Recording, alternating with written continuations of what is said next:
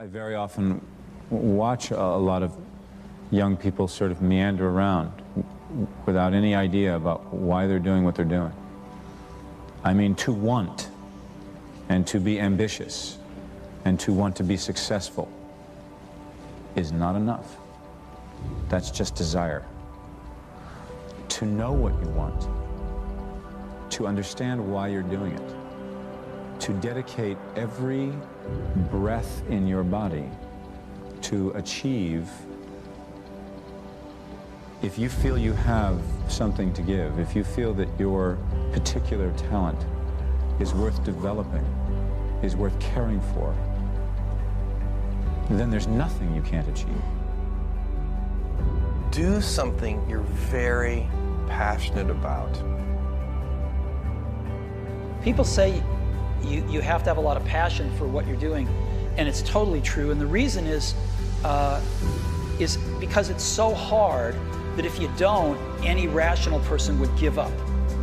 It's really hard, and you have to do it over a sustained period of time. So if you don't love it, if you're not having fun doing it, and you don't really love it, you're going to give up.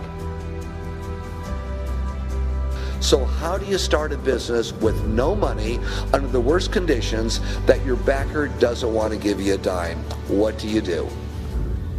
Get ready for a lot of rejection, and at the same exact time, do the things others don't want to do. Do what's necessary, do what it takes, no matter what it is, and try not to hurt anybody along the way.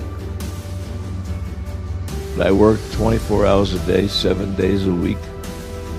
That's what I cared about. I cared about solving problems, being successful. Anytime an obstacle presented itself, I used it to my advantage, made it work. And I never heard the word no. If I heard the word no, it meant maybe. Then I made maybe yes.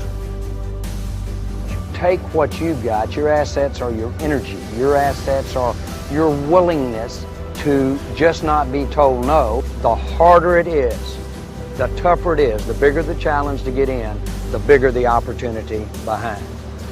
The opportunities behind are endless. I really, really believe in getting rich. I believe in people creating wealth for themselves. Develop the habits. You've got the brain power, you've got the energy, but develop the habits of success. If you know exactly what you want to be, you need to spend as much time with people that are actually that already. We become our standards in many ways. If you are surrounded by B players or average performers, and that is your standard, then your mindset will operate at the standard that is offered to you by the people around you. I mean, we do become our social orbit.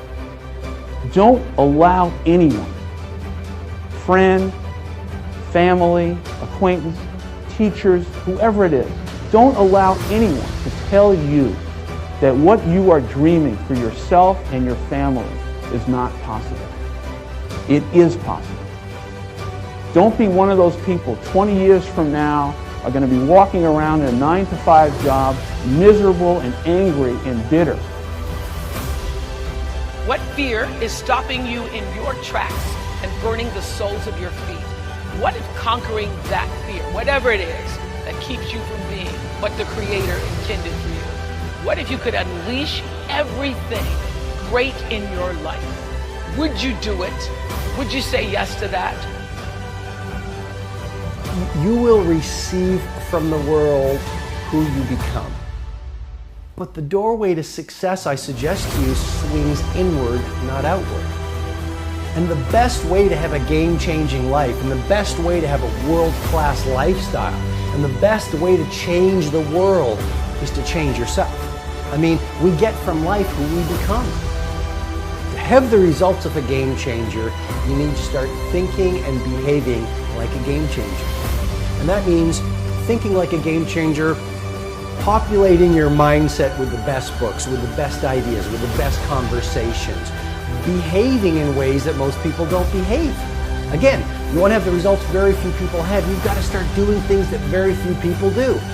Turn off the television. Delete the naysayers. Stop gossiping and start producing. Eat better food. Run longer runs.